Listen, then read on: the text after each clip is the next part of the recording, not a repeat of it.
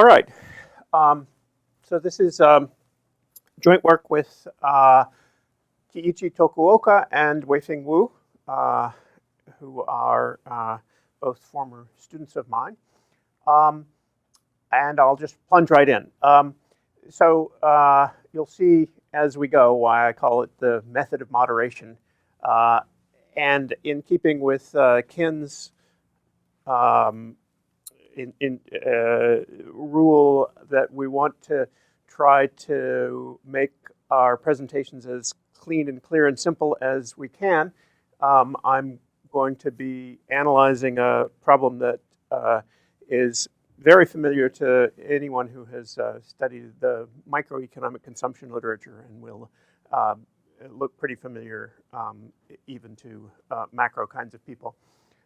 So the problem is a finite horizon problem here. You are living from now to period capital T. Right now it's period little t, maximizing the discounted sum of utility. And your income, let's see, how does this work? Your income is equal to your permanent income multiplied by a transitory shock theta. I'm just going to be looking at a microeconomic problem, so we've got a constant interest factor. We're going to have permanent income shocks in this model. So next period's permanent income is this period's multiplied by a growth factor. And then we're going to have the transitory shocks as well as the permanent shocks. Let me pause briefly to comment on the micro literature and how it relates to all of this. There's a big sort of micro labor literature using data from the PSID and a variety of other sources that estimates income processes like these at the level of individual households. And my characterization of that literature is that this, what I'll call a Friedman income process, where you have transitory shocks and permanent shocks, is really quite a good description of the way household income moves around over time. It may be that there's a little bit of statistical evidence for the transitory shocks to be a little bit more persistent than they come in one year and they're gone in the next year, as I have assumed here. So there's maybe a little bit of an MA1 term. But once you allow for a little bit of an MA1, this very simple specification does a remarkably good job in capturing the microdata. And I want to emphasize that point because both for the historical reason that Friedman, this is the starting point of a lot of the literature, and basically he was right about this, is an interesting point in and of itself. But also, as you'll see in a minute, when you take this model, you can normalize it by the level of permanent income, and then you get a very simple model that really has just one state variable, and that, in my view, is a remarkably good description of the microeconomic evidence, including. Yeah, that's right, for CRRA utility, that's right. But the micro evidence, including the evidence that Alistair was citing earlier. So a little bit of my reaction to his paper was just that my sense is that there is no meaningful evidence of any insurance beyond the insurance that we see in the microdata. Of course, there is unemployment insurance. There's a law that says there's unemployment insurance. We can see the unemployment insurance being received by microeconomic households. The fact that it exists is something that gets incorporated in these estimates of the income process. And I am not aware of any persuasive data that suggests there's anything much beyond that. Of course, there's a little bit, and we all know that parents occasionally give money to their children and that sort of thing. But the extent to which there's anything that goes very far in the direction of full insurance is negligible in my view. And I think that is consistent with actually the Blundell-Pistafari talked about this with Blundell. So I'm sorry for that little digression, but so this is a we can call this a Bewley kind of a problem if we want to turn off the permanent shocks. If we want to include the permanent shocks, it turns out that the Bewley proofs, the Bewley framework doesn't really work with permanent shocks. But I will call it a Friedman buffer stock kind of a problem if there are permanent shocks as well, because the income process is basically what Friedman advocated, and there's been a lot of work that sort of shows that the optimal thing to do in a circumstance like this is buffer stock kind of saving. Okay. There's no unemployment in this, is there? Well, as I have specified it, no. The unemployment wouldn't change any of the points that I'm going to be making. Well, I mean, it's a mass point at 0. Yeah, that's right. Statistically, it's quite different then. It is, but it's not. That's not. This paper's not really about that. The paper's about other stuff. That was your reaction is to my digression rather than to my. No, that's a question about that. I see log fade, and I instantly say no unemployment. But this is annual data? Yes, I'm thinking of annual data here, but it doesn't really matter. The paper is about a sort of a conceptual point and not about these details really. So as I've written the problem, we can represent the solution as reflecting a Bellman equation, and there are you did that. There are two state variables. There's what I'll call market resources, M, as distinct from human wealth. This is, you can buy and you can sell these kinds of assets. Net worth, including current income. So, if you have $100,000 of assets and you had a $10,000 income, your M would be $110,000. And then you've got your permanent labor income is also a state variable. And I will, throughout, be imposing constant relative risk aversion utility, as is pretty standard in this literature. So the first point is that if you impose CRRA utility, then it's possible to normalize the problem by the level of permanent income, so that what really you have to do is to choose the ratio of consumption to permanent income. So variables that are not bold-face are the bold-faced ones divided by permanent income for the most part.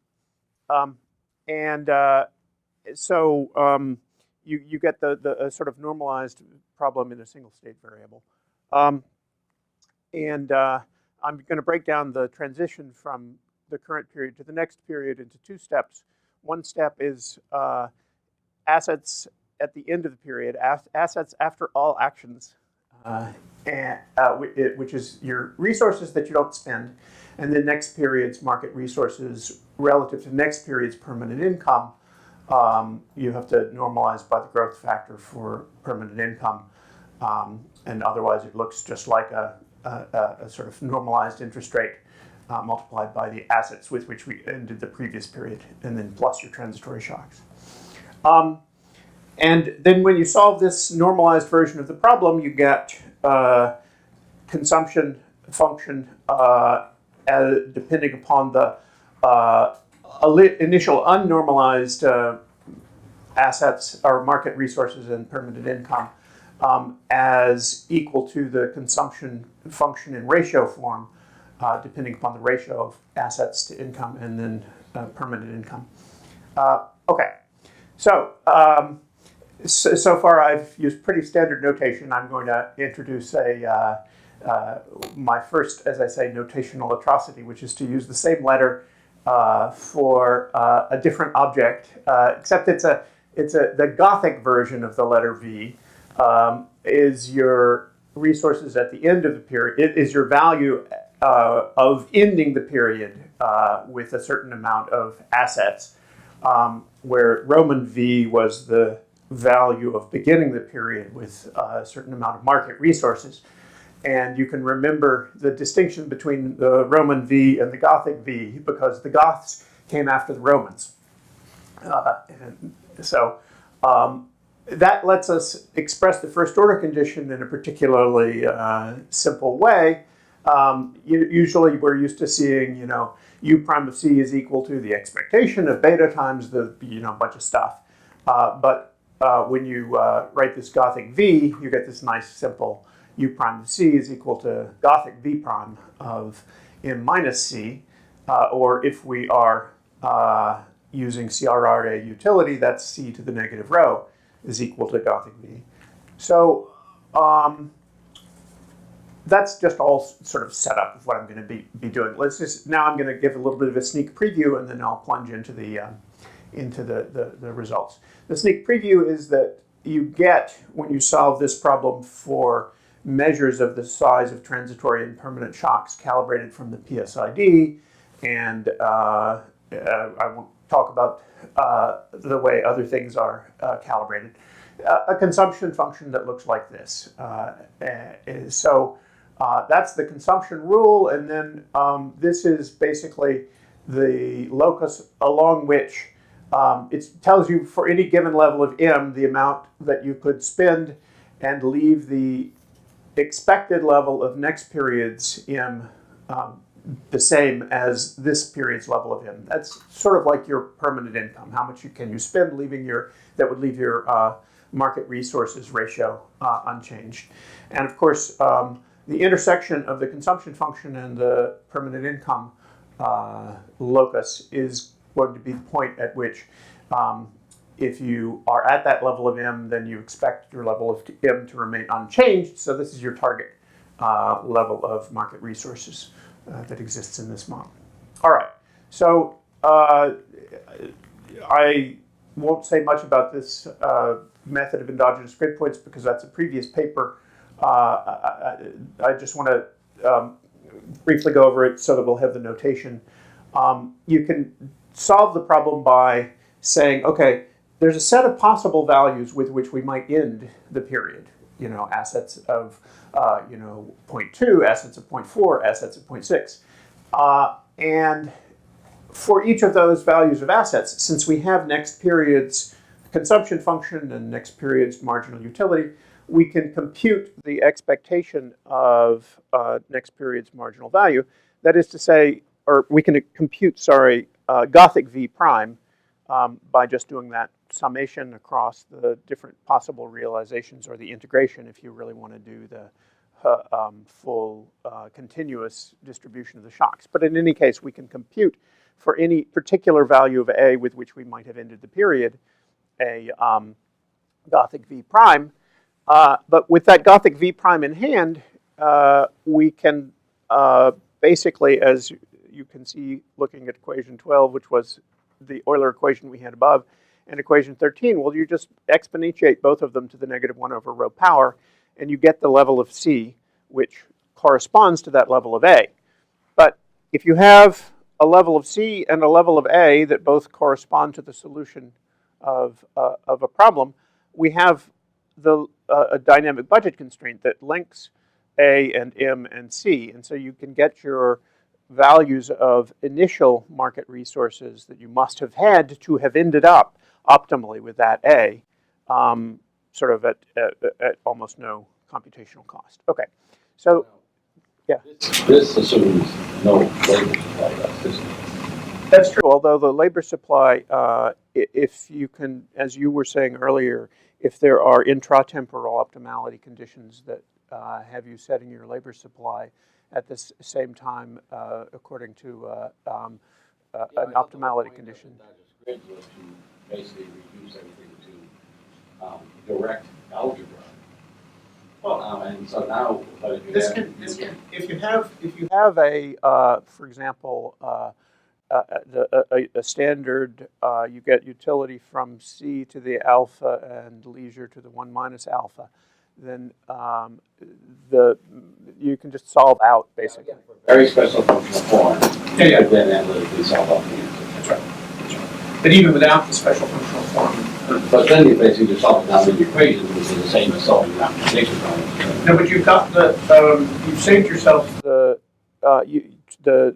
root finding thing here. You've saved yourself one root finding that you don't need to do here where you normally do.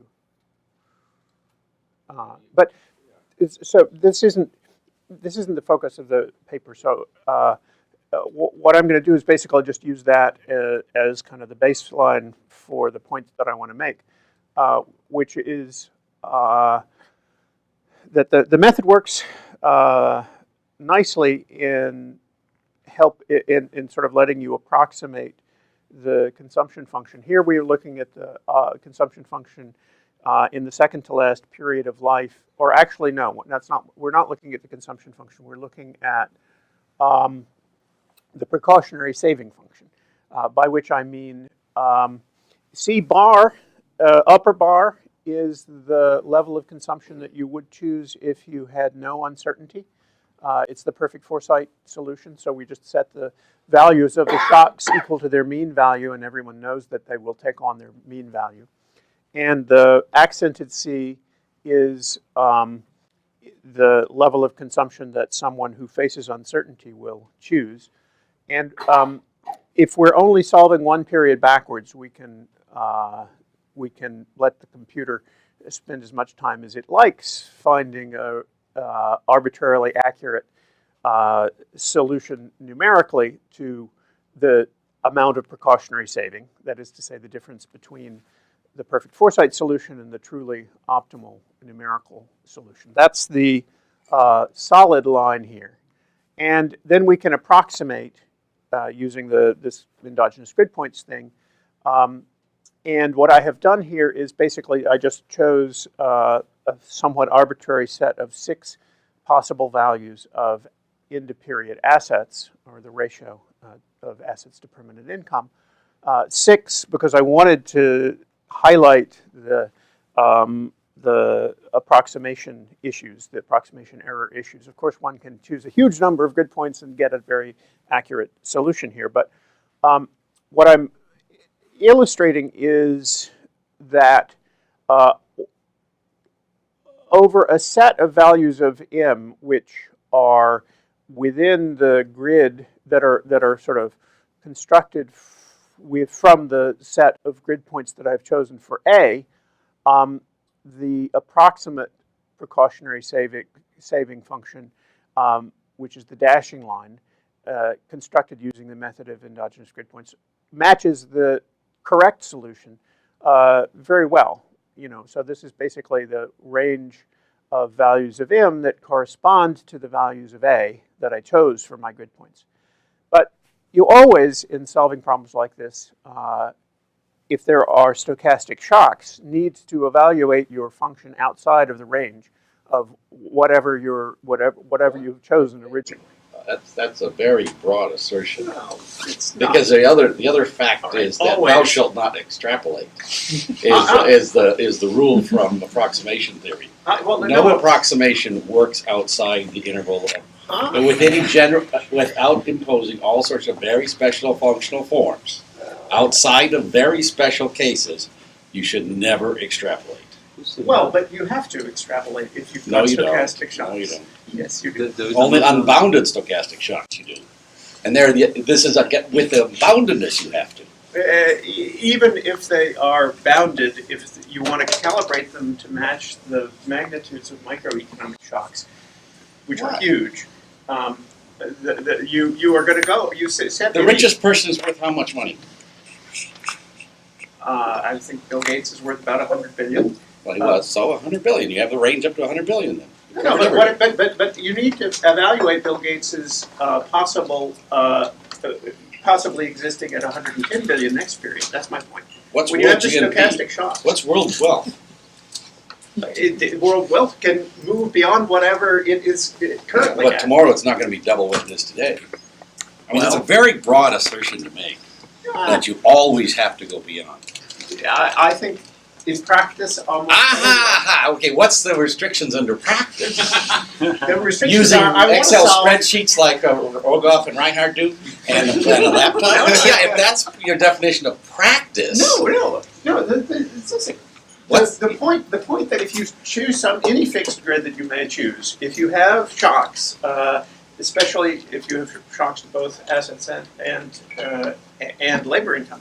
You're going to go outside that grid for plausibly specified shocks. And of course, always is a strong word, but it's basically always. You're always going to go outside of your original grid. Isn't that a fair statement though? No. Because otherwise He's saying you always will go out. But you would have to change your shocks structurally No, for the different thing points is of the the grid, solution- right? If you're at the largest value of the state variable, No. Here's and the then thing. you draw the largest value of the shock. If you want the shocks to always be the same. No. The thing is that the solution may not want to go outside that range. It's one thing to talk about whether or not you need to have this, whether you have a range. There's a possibility that going outside the range is part of the feasible set. And there's the other thing is that you would choose such a point outside. No, but And so therefore, the thing it's the is... shock that moves you out. You're not No. choosing a Well, shock. no. The shock moves you out, and then your consumption decision moves you back into the wealth. Why? There's no reason to impose that. That's much more extreme. No. thing to It's impose. if it happens to be the case, then the truncation of the state space is no problem. No, but there's no reason to suppose that's a reasonable thing. That's a vastly more restrictive thing to No, assume. it's something than- you can than do say and check. CRRA No, you utility. check it. If it's true, then you don't. But it you're won't not. be true It will be it won't be true in the case of CRRA utility, for example. So, No. The thing is, part of the problem here is that your definition of the state variable is, well, you got two definitions. Like your A definition, by the way. If you had you got this linearity stuff going. You don't even need to. Let me Yeah. go on. Anyone who has worked on these models knows that going outside of a grid is a problem that you frequently have to construct, that you frequently have to deal with. I deal with it by having the You have grid to deal big with enough that you stay inside. Okay. Yeah, when you're starting up, it is helpful. Well, the thing is, you don't Go want to have a outside bad sometimes. extrapolation scheme because then No, that's right. Because then you're gonna be all messed up. That's an ideal motivation for my next slide. I'm going to give sort of some background before I get to the key point, but let me give a couple of definitions here. I'm going to call a realist, in my context, basically just the person who solves the correct problem, taking into account the true distribution of shocks and that sort of thing. And I'm going to contrast the realist with an optimist. An optimist is a person who believes or behaves as though they believe that the shocks will all take on their mean values. So it's sort of a perfect foresight. The person who acts as a perfect foresight person or believes that there aren't any shocks. We'll call the level of consumption chosen by the perfect foresight person C over bar. And we will call a pessimist a person who basically believes that the shocks will always take on the worst possible value that they could ever possibly take on, or acts as though they believe that. And we'll call their consumption C under bar. And of course, looking at the problems of the pessimist and the optimist is useful because for two reasons. The first is that there are, at least in the context of my problem and in the context of many other problems, there are perfect foresight, so there are analytical solutions to the perfect foresight problem. Even in cases where there aren't analytical solutions, the perfect foresight models are vastly easier to solve than models that really take into account stochastic shocks. But in my context, there are analytical solutions. And the other thing that is useful about the existence of the optimist and pessimist solutions is that it's perfectly clear that the consumption of the pessimist is going to be less than the consumption of the realist, which is going to be less than the consumption of the optimist. So we have a bound on the range over which the solution might fall. Here's an illustration, again, with my 6 grid points for A values that I have chosen. The perfect foresight pessimist solution is down here. The optimist solution is up here. And the sort of numerically correct solution is the locus in between. Whoops. wait, okay. So again, with kind of sneak preview, this was the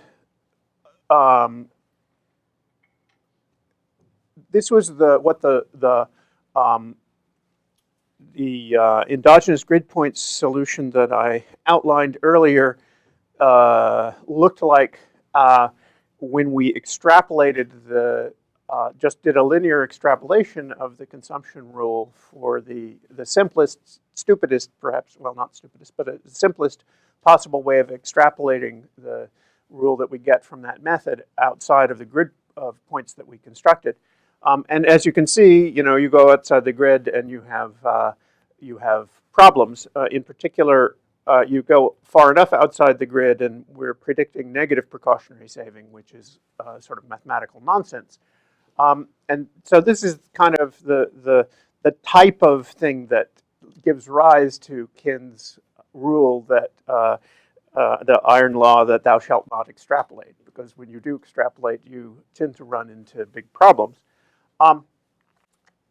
The method I'm going to be outlining using this knowledge that there is a pessimistic solution and an optimistic solution with exactly the same, computational or virtually the same computational capacity gives an approximation now that is so close to the true solution that it's only when you get way up here, vastly beyond the last grid point that is explicitly solved for, that you can begin to see a little bit of bumps up here which correspond to the approximate solution differing from the truth. So that's sort of sneak preview, and now how do we get there?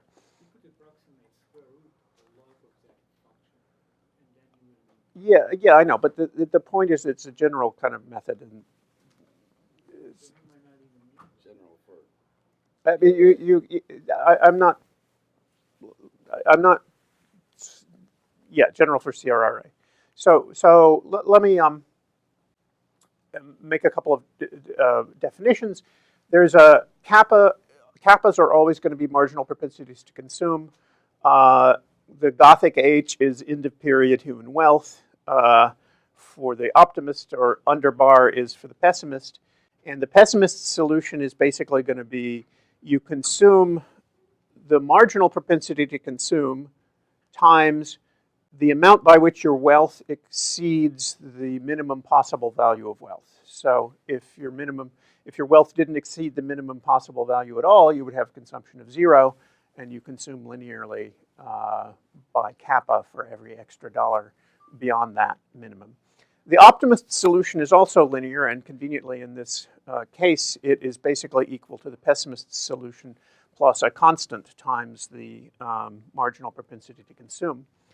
And that means that we can basically just take the difference between the perfect foresight optimist solution and the realist's solution, and we divide that by the amount by which your human capital, as believed by the optimist, differs from the human capital as believed by the pessimist, and we get a number between 0 and 1 always by necessity. So you're basically always going to be answering the question, how far am I in the interval between the consumption of the optimist and the consumption of the pessimist? I'm going to always be some percentage of the way between those two things. The realist's solution will be. Then I'm going to do basically just sort of a transformation of that object into a function. Instead of going between 0 and 1, I want to go between negative infinity and infinity. And so I'm going to take the log of the delta m, and I'm going to take the log of this object. What I'm going to do is to approximate that sort of transformed variable that goes between 0 and 1 and I'm going to approximate that object linearly, and I'm going to extrapolate it linearly. And the nice thing about this is that you are sort of in the context of this problem, we have theorems that as your assets approach infinity, your consumption approaches the perfect foresight level of consumption. And this approximation method imposes that thing that we know from theory. And that's basically the reason why when you are extrapolating way beyond the end of your asset grid, you're sort of extrapolating in a way that is consistent with what we know will ultimately be true. Why it's not extrapolation also. Because you now have a point at infinity where you know the solution. Yes. And so you're not extrapolating. Well, no. You have a point at infinity, and then you have a bunch of other points. All right. And any finite point is between the ones you have down there and infinity. Okay. And basically, the other way to see this is if you did a nonlinear change of variables so that you map 0 infinity onto 0 1, then you would see that you got a very well behaved problem, and that you have data at 1 and you've got data at some other points. It's not extrapolation. It looks like it, but it's not. If you do, particularly if you do the nonlinear change of variables, it's not extrapolation. Well, that's essentially the comma thing is basically linear integral. So yeah. Yeah. So that's what you're doing, nonlinear change of variables, and then you have now the data point at infinity is now a data point at 1. So what you're doing is interpolation, not extrapolation. Okay.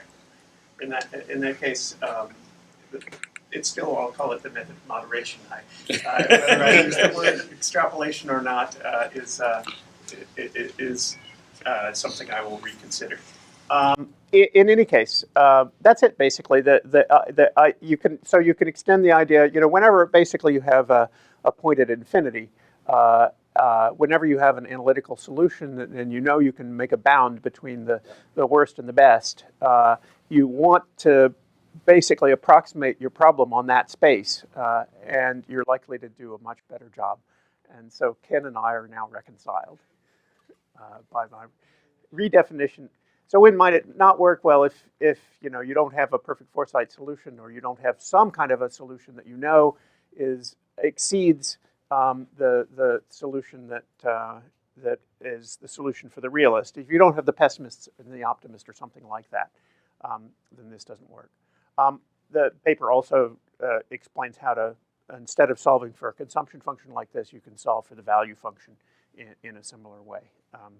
So I'm supposed to stop at noon, right? I'm done. 5 more minutes? Well, I'm actually pretty much done, except to say, you can take this and you can elaborate a little bit. For example, it's possible to prove that there is a tighter upper bound than the perfect foresight solution down at the bottom in the context of a problem like this. You can solve analytically for the maximum marginal propensity to consume, and there are theorems about how the actual marginal propensity to consume declines. The consumption function is concave. So you can impose a different bound. The point is that you can impose a different bound at the bottom than at the top, and you'll get a more efficient solution down at the bottom than at the top. You could do Hera also, could you? I think so. Yeah, because the asymptotic is the same. I mean, the Hera, if it's yes, you could probably do the Oh, you can't do the without transformation. without okay. the permanent shocks, you need the CRR. Yeah. But that's sort of a filigree. Yeah. Questions? So, the key point that I want to illustrate is this, and that solution, because it's not extrapolating, is